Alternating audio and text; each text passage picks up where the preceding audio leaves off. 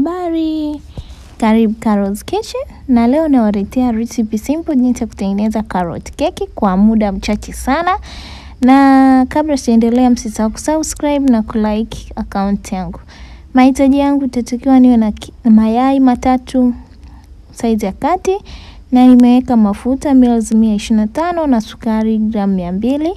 Na nitachukua mashine yangu, nitapiga kama dakika 5. Usipige mayai yako sana, hautapata matokeo mazuri ya keki yako. Na kama utaweza kutumia mchapo ni sawa, nimetumia mashine ili kupunguza ukubwa wa video. Na ukiona sukari yako imeyeyuka na imechanganyikana vizuri, utaweka vanilla essence na kuko na flavor za carrot unaweza weka. Na baada ya hapo nilikuwa nimekwangua karoti yangu moja kubwa, nitaweka na nitachukua mchapio na nitakoroga mpaka mchanganyiko wangu uweze kuchanganyikana.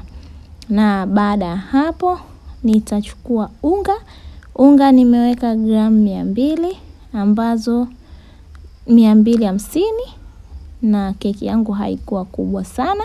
Kama utatumia keki kubwa, jaribu kuzidisha vipimo. Na baada ya hapo nitaweka baking powder kijiko kidogo cha chakula, na nitaendelea kukoroga mchanganyiko wangu, na nitahakikisha nimekoroga mpaka umechanganyikana vizuri. Na baada ya kuchanganyikana vizuri kama hivyo, nitaweka katika tray yangu ya kubekia, na nitahakikisha nimegonga kutoa hewa yote. Na baada hapo nitabeki dakika 35 mpaka 40, na nitaweka zabibu juu kavu, sio lazima, nimeamua tu kuweka.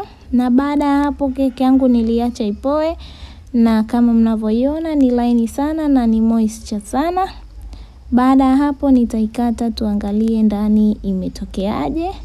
Kama mnavyoona ni laini sana na ipo tu vizuri, hijachuja mafuta sana, imekauka vizuri na bado ni laini sana na imechambuka. Baada hapo nitakata kama mnavyoona ili tuweze kuangalia sote ndani, na keki yangu inanukia na ni tamu sana sana mdomoni. Nitaibinya na muangalie ilivyokuwa fluffy, na pia ni laini na moisture. Basi hilo ndio